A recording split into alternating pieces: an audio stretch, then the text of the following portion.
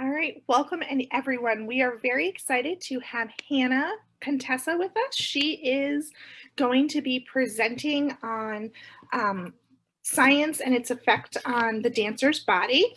Hannah, you should be okay to go ahead and share your screen at this point. I will ask that everyone else in the Zoom, if you could please turn off your cameras and mute yourself while Hannah's presenting. As soon as she is done, there will be a time for question and answers. We will ask her to stop sharing at that point and then go ahead and turn your cameras back on so we can have a nice conversation about her learning. All right, Hannah, do you have any questions? No, I do not. Are we waiting until 11:30? We can start now. It's okay. Okay. Are you waiting for anyone that you thought was coming?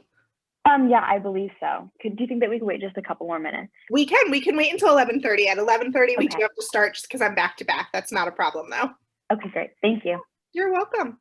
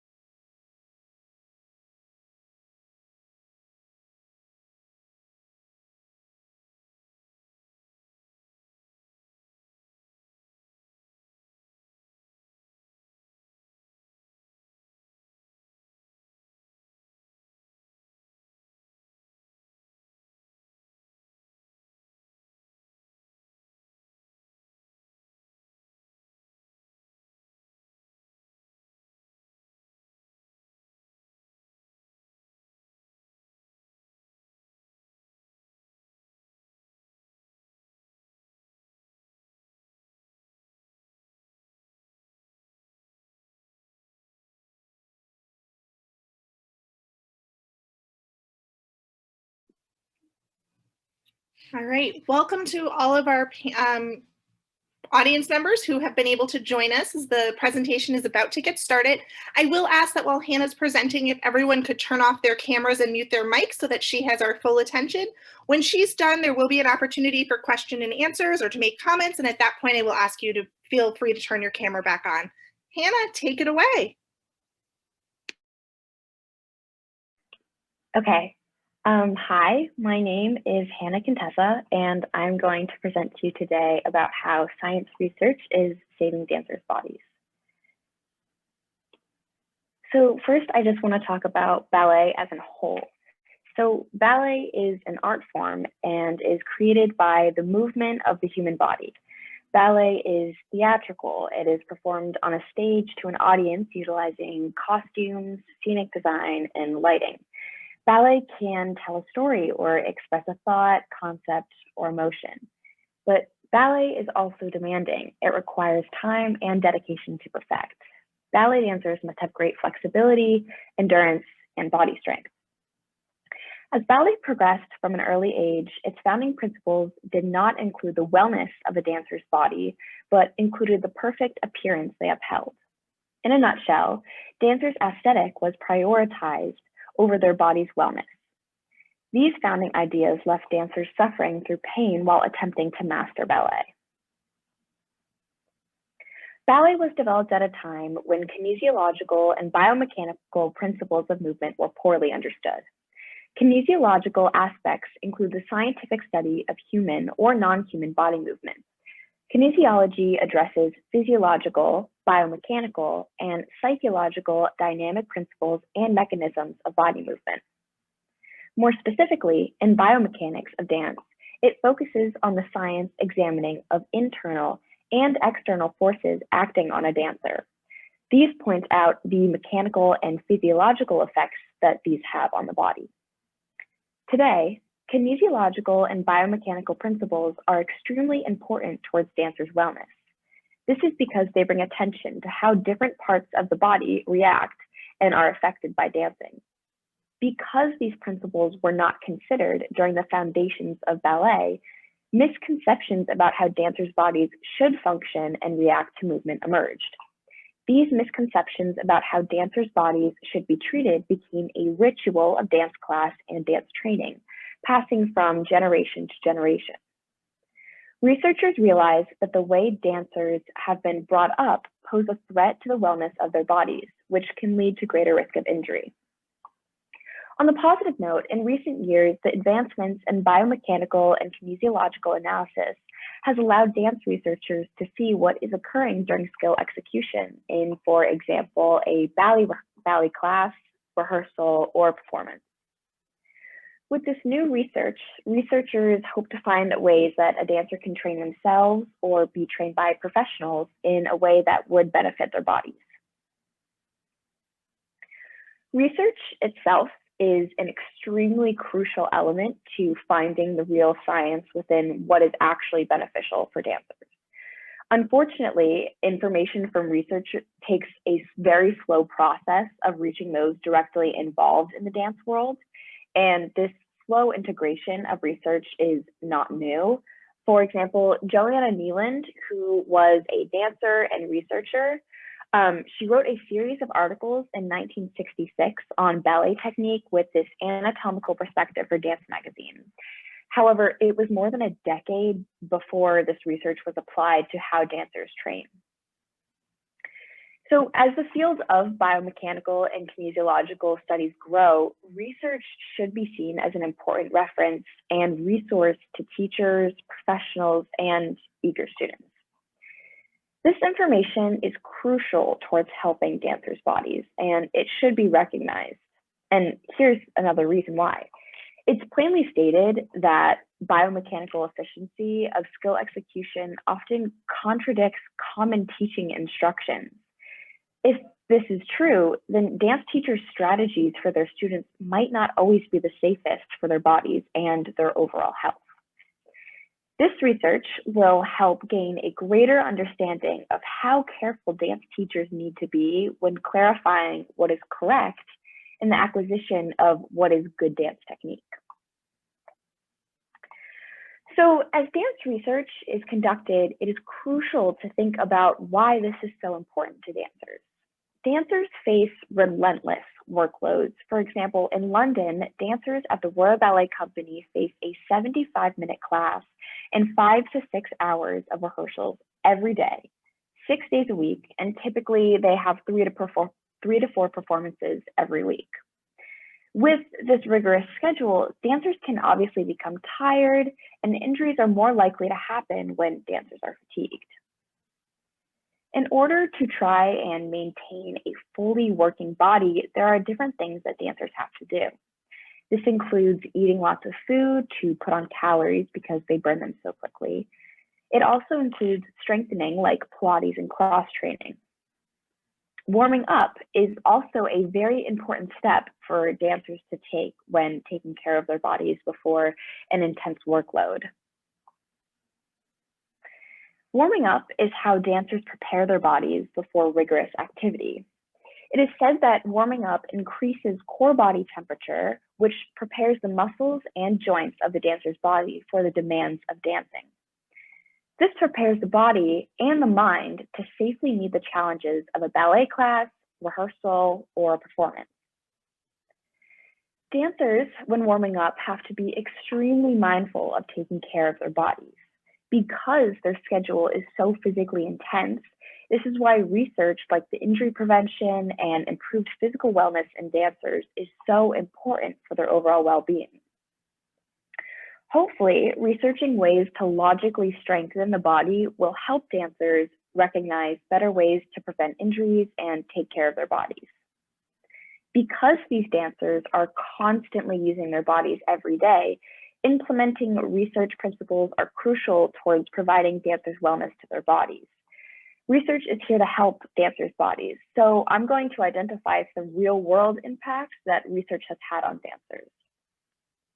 Like previously mentioned before, in London, the Royal Ballet Company has art fusing with science to revolutionize the way dancers prepare themselves.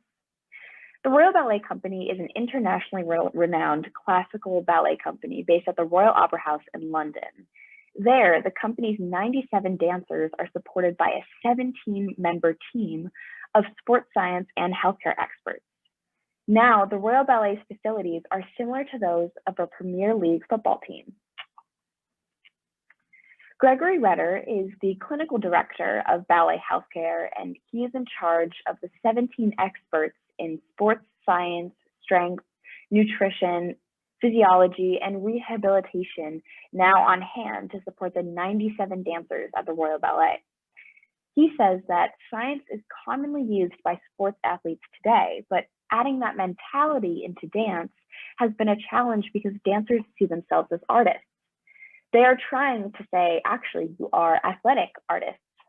And having a base of strength, cardiovascular fitness, physiological well-being, and good nutrition is what frees the dancer to create artistic excellence on stage.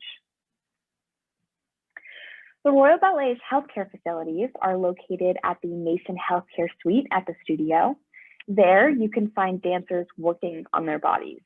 In between their relentless daily rehearsal schedules, you can find them strengthening their muscles against injury by, for example, lifting heavy metal weights. Some apply electromyography sensors to their legs to identify which muscles they need to target in order to boost their jump heights on stage, or more specifically, find which muscles they need to target to strengthen and to build up endurance. Others may apply compression and cold therapy leg wraps to repair muscle tissue after shows. And all their daily activities are carefully monitored on computer software called Smartabase, which is also used by the Liverpool Football Club and the US Army. These are just some examples of what dancers do prior to dancing and after dancing. And because these dancers are exposed to the cutting edge research and techniques, they can safely use their bodies and strengthen them for the future. So the Mason Healthcare Suite, which is the healthcare center for the Royal Ballet Company, opened in 2013 with the ideology to reduce injuries and extend the careers of ballet dancers. Research has shown that professional dancers suffer an injury rate comparable to American football players, mainly in their shoulders, backs, knees, and feet.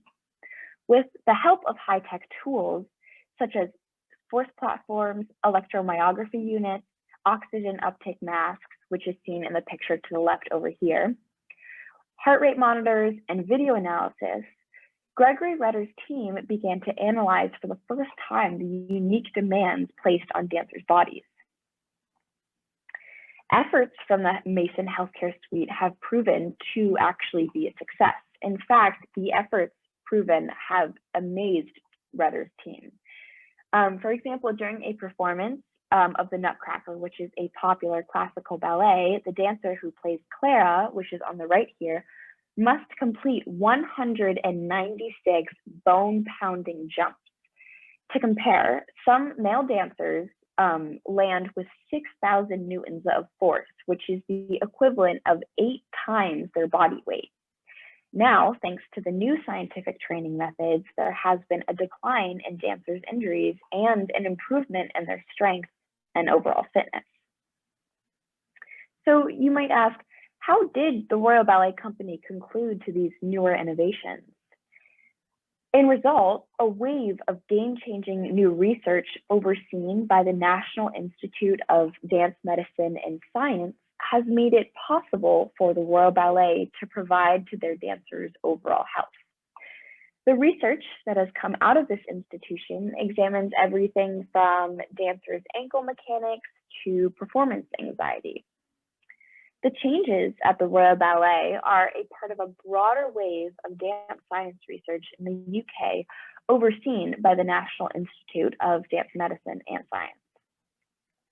One of the Institute's founding partners, Professor Emma Redding of the Trinity Laban Conservatory of Music and Dance, believes that science can change the culture of ballet. Redding exclaims that we are already seeing radical changes in strength training, but science could also influence how we teach new generations because we keep discovering surprising things about the way elite dancers jump and move.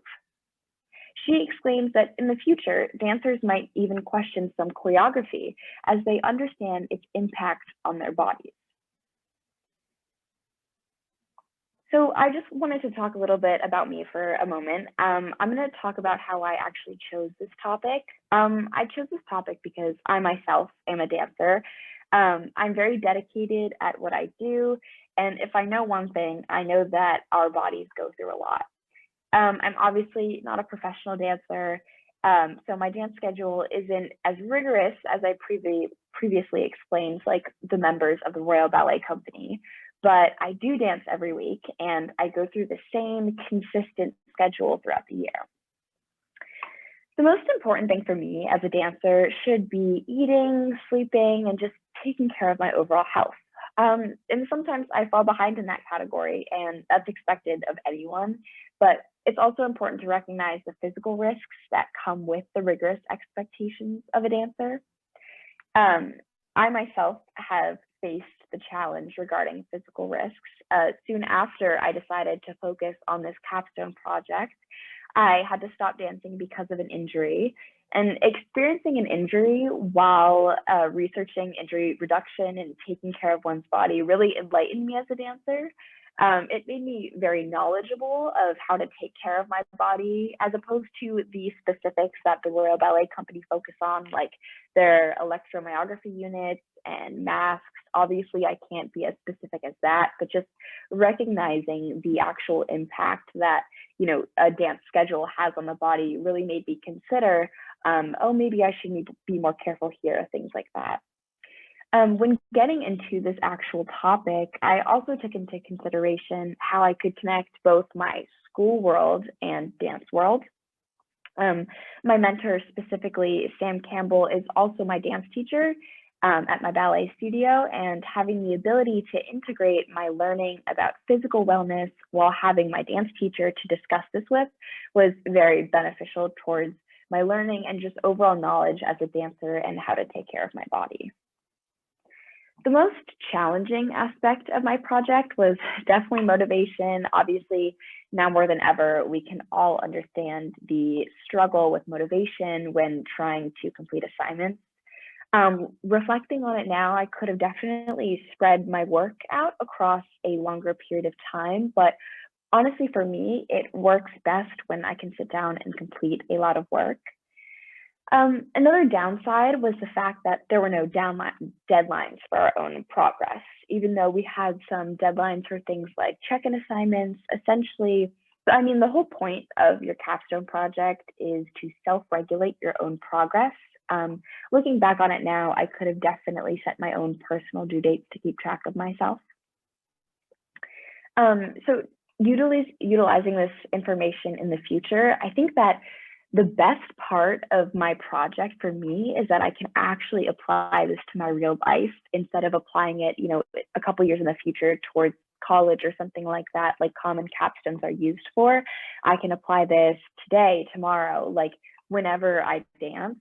Maybe not the extensiveness of the Royal Ballet Company has access to, because they have things like electromyography machines and heart monitors, but it can make me more aware of my body's needs and gives me the ability to regulate how I'm using my body and reflect on actual scientific research that will either prove that I'm using my body correctly or prove that I need to improve things.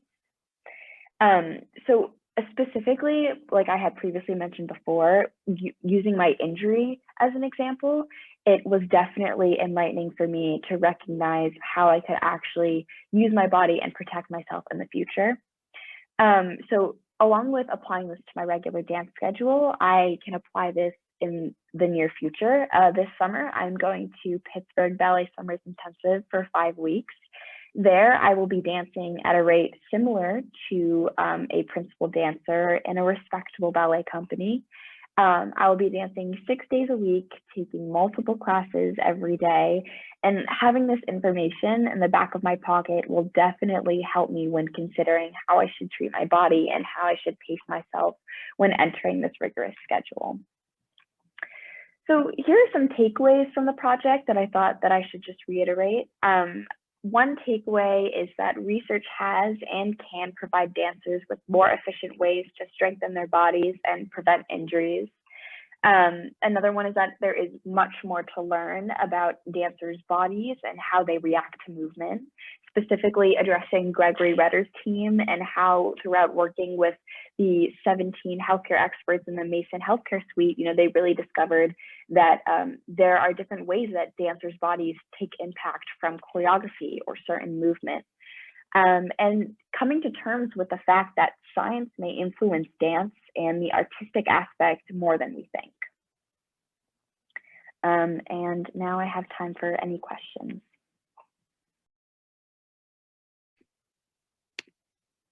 Thank you, Hannah. If you want to go ahead and unshare your screen so that you can see the people who are asking you questions, that would be great.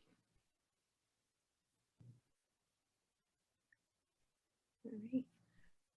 And are there any questions from the audience?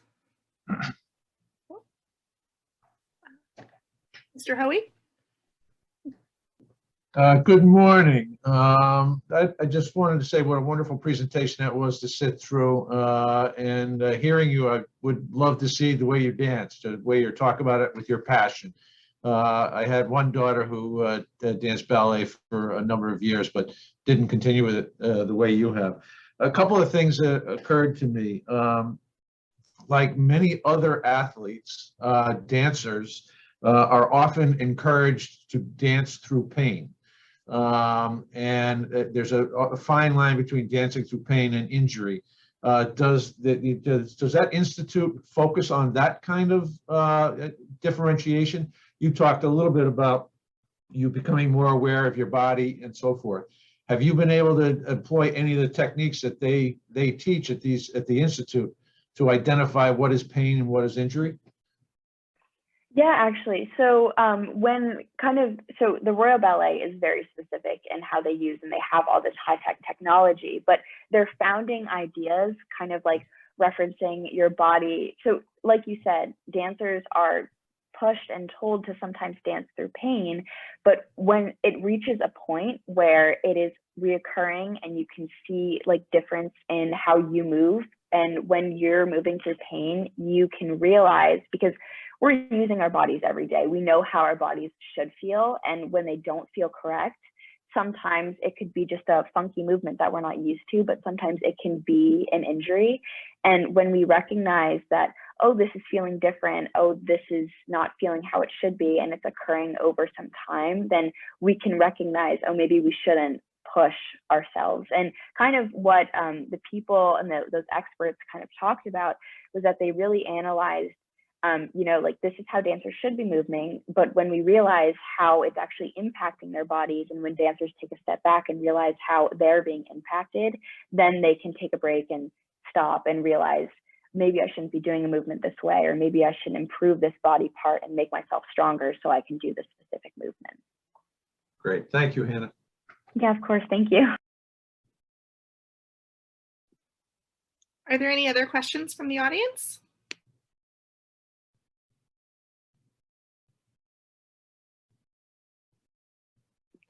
All right.